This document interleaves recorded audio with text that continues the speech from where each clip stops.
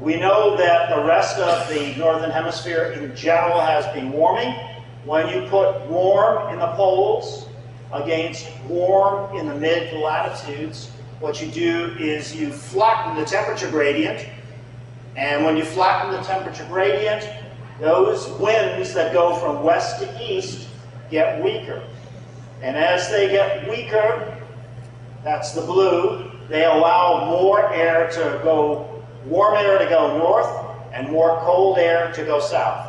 Those westerly winds act as a barrier between the cold high latitudes, the warmer mid to low latitudes. It's critically important. When they get weak, you get a lot more transfer back and forth.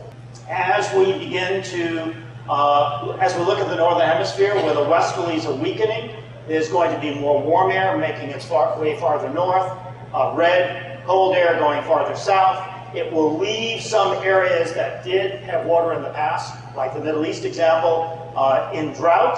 Other places, interestingly enough, like the summer, the Indian monsoon, will probably be pushed farther north than it normally is.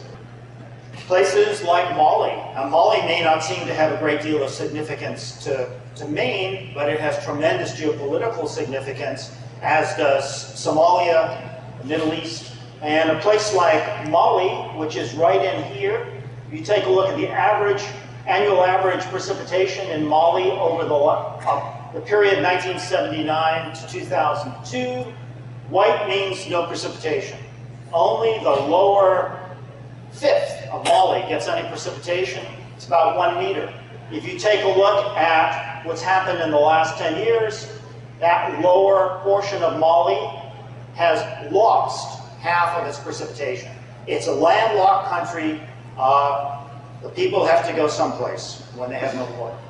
Other things are emerging. Other landlocked countries, Tajikistan and Lesotho, happen to be the water towers for their area. Lesotho, in the midst of South Africa's drying, is very, very high, holds a lot of precipitation.